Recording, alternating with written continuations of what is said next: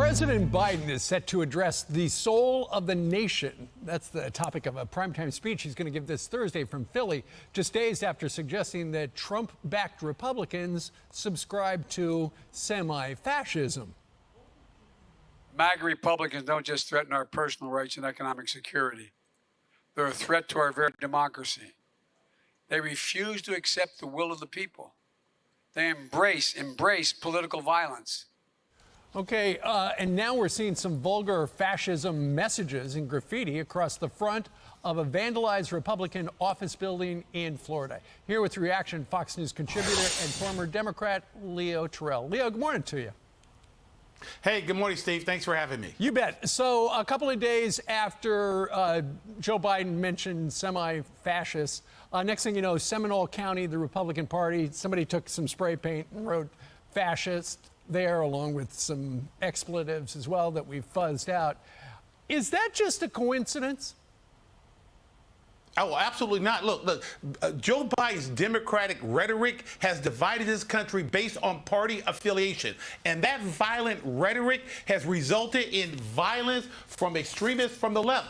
Steve, look what's happening in Florida. The Democrats are jealous of Florida. That's a state with no income tax, no critical race theory, no defund the police, no kids going to school with masks. They're jealous of Florida, and they're embarrassed of California, New York, Chicago, Philadelphia, because their progressive plans do not work. He doesn't go after Chicago or Los Angeles. The Democrats, Kathy Hochul, Charlie Crist, they go after Florida because it represents the best of America, and they don't like it. The Republican Party of Florida put out an Instagram. They said this. Number one, Crist, that's Charlie Crist, says Ron DeSantis supporters have hate in their heart. Number two, Biden calls Republicans semi-fascists. The results, dangerous Democratic rhetoric is polarizing our country and inciting criminal behavior, they say. But you know what, Leo? I see the president talking about MAGA Republicans, which he's done for a while, and now he's amped up the rhetoric where he's talking about them being a semi-fascist. We're going to hear that a lot between now and the first Tuesday in November because it's political season, and the Democrats feel that they've had a number of wins, and they're going to remind people, hey, you on our side or the extremist side?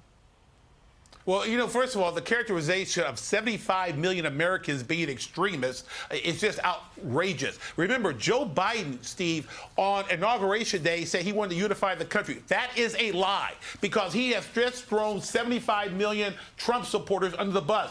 I can sit here and proudly tell you, you call me a former Democrat. I left the Democratic Party because I became a Trump Republican because the Democrats are radical. They're extremists. Antifa, Black Lives Matter, 500 riots over the last 3 years. Defund the police. That's not America. That's chaos. And that's exactly what Joe Biden is doing. Brakatha Yahweh, Brakatha Yahweh Shai. Brakatha Yahweh, Brakatha Yahweh Shai. Brakatha Yahweh, Brakatha Yahweh Shai. Bahashem, Rakaha Kwadash.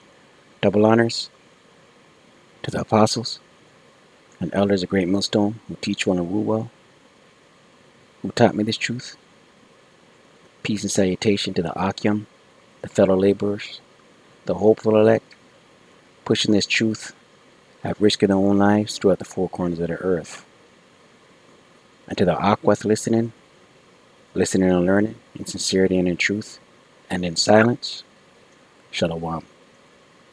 It's your brother Shema from the Pillars of Benjamin camp here in Toronto with another lesson. And I was going to let the video run, but you see here what perceives me to be Jake, right? He said there he left the Democratic Party and went to the Republican Party, and the scripture popped into my mind. Right, we'll run this scripture, Lord willing, and then we'll continue with the video. But the scripture jumped into my mind. Deuteronomy 17.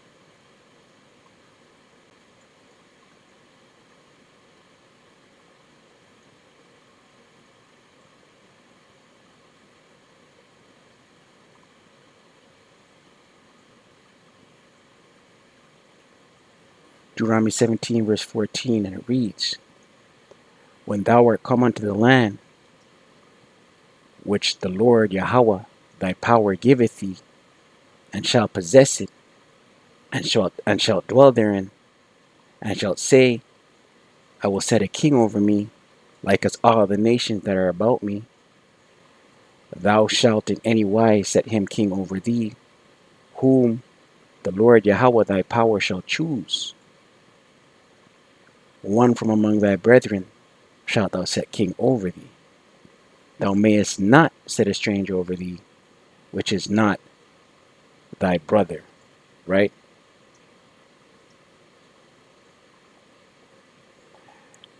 As an Israelite, we can't have another nation ruling over us.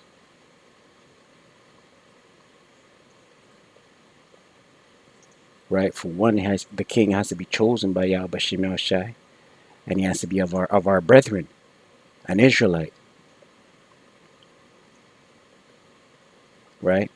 This is why we are here in the land of our captivity as Israelites going off.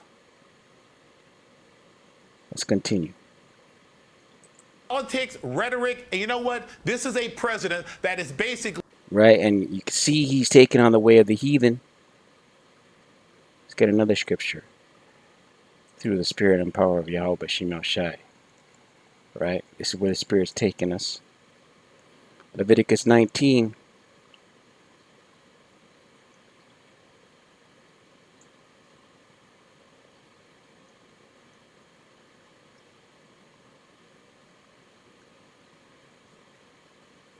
Leviticus 19, verse 17. Ye shall not round the corners of your heads, neither shalt thou mar the corners of thy beard. Right? We're not supposed to line up our beards. We're not supposed to shave our faces clean. We're not supposed to have lineups in our heads. Right? So we're looking at a clean-faced Jake talk about his political alignment and his political who's ruling over him, his king. Let's continue. Unwanted by his own party, but he's pushing the political reform or agenda of the left. And that's why he's going to have that big speech on Thursday night. I'm sure people will see it right here on Fox. Leo, sorry I mentioned you were a former Democrat. Obviously they got you a little hot under the collar. No longer, permanently, and I'm happier now. I'm smiling now. I'm not angry anymore. You look a little angry, just occasionally. As the beloved elder Amawan Ibad would say, step and fetch it. Right? But where I wanted to go with this, right, is the political turmoil within America the Great, Babylon the Great. Isaiah 19 verse 1, and it reads, the burden of Egypt, behold, the Lord Yahweh rideth upon a swift cloud. Right? Egypt, America the Great, Babylon the Great. The Lord Yahweh rideth upon a swift cloud. Right? The swift cloud is the chariots. Right? Revelation 1 and 7 says, behold, he cometh with the clouds. Right? Let's get it. Revelation 1 verse 7.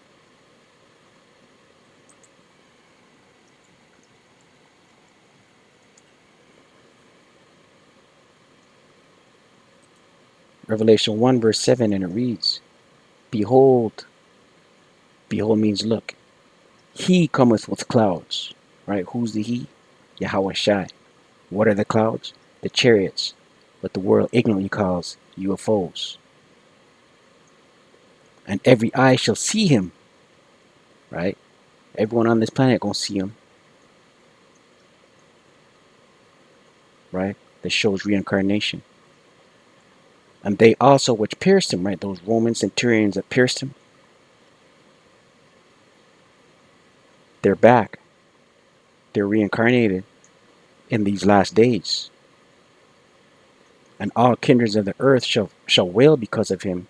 Even so, Amen. Right? So All kindreds of the earth, all nations are going to see him and wail. These Edomites going to wail. These Moabites going to wail. Amalek's going to wail. Ishmael's going to wail.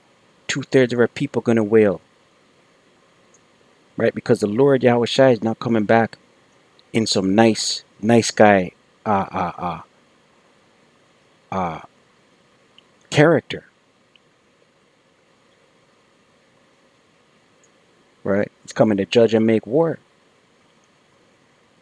Pursuant to Revelation 19. Let's get that.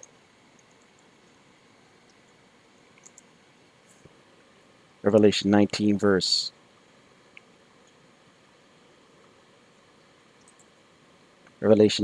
11.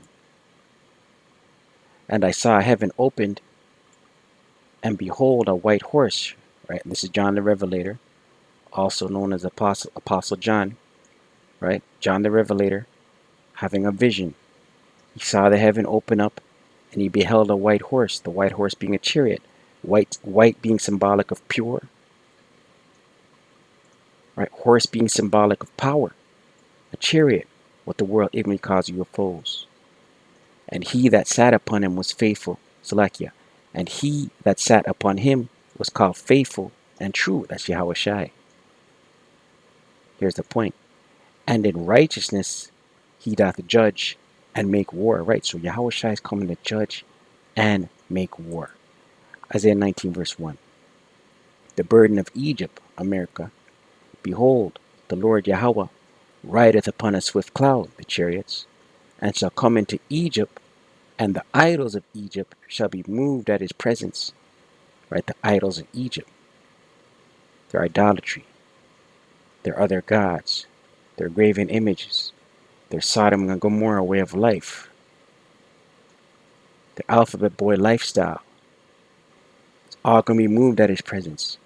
And the heart being mind of Egypt, America, shall melt in the midst of it, right? All of this going to be done away with, man.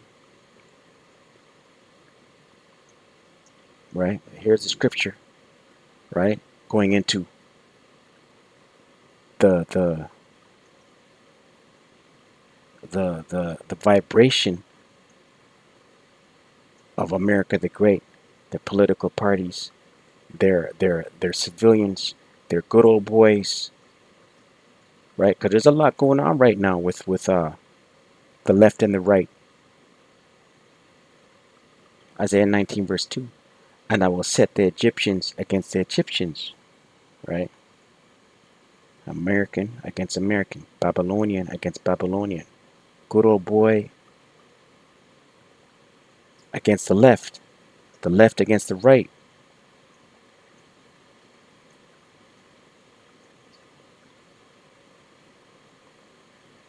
Antifa, BLM, all of that. Prepper,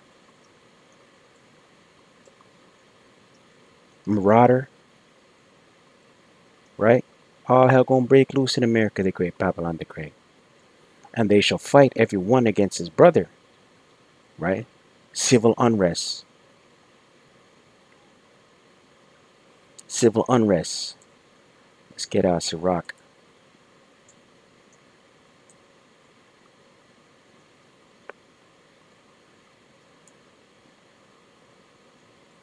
Second Ezra 15. This is what's coming to America. The pot's being stirred.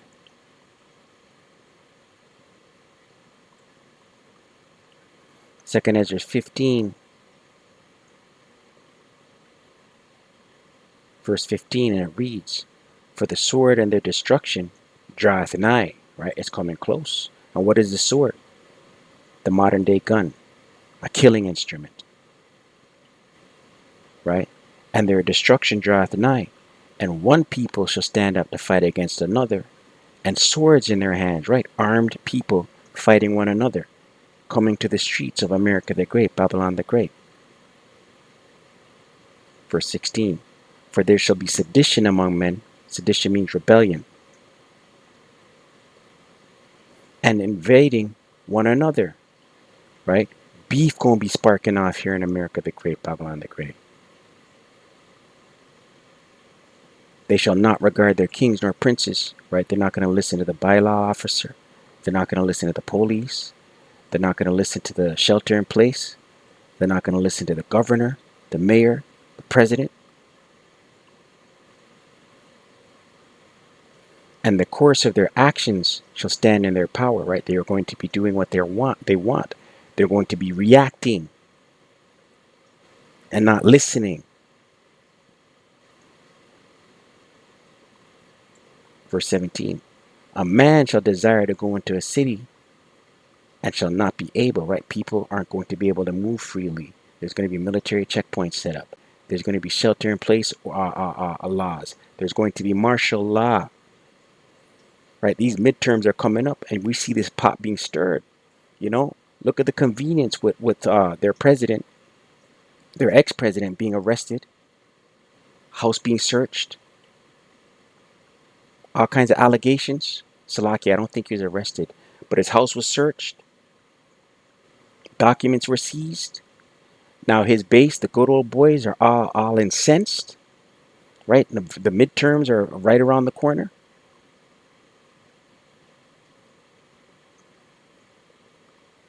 Right? And listen, we, us in this truth, the hopeful elect, Lord willing, we're of that number. We have our spiritual lenses on, man. You know, an election can't take place if there's mass civil unrest. Isaiah 19 verse 2 once again. And I will set the Egyptians against the Egyptians, American against American, left versus right, and they shall fight every one against his brother. Right? People who knew each other, and now they're divided by differences. They're going to be fighting each other, and everyone against his neighbor, city against city, and kingdom against kingdom. Right? Mass civil unrest is coming to America the Great, Babylon the Great.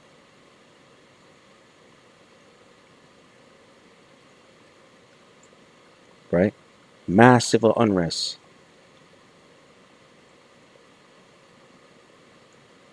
Right? Martial law is coming. Shelter in place is coming. Can't travel freely is coming. The grain of rice, the Revelation 13 verse 16 on down, that is coming.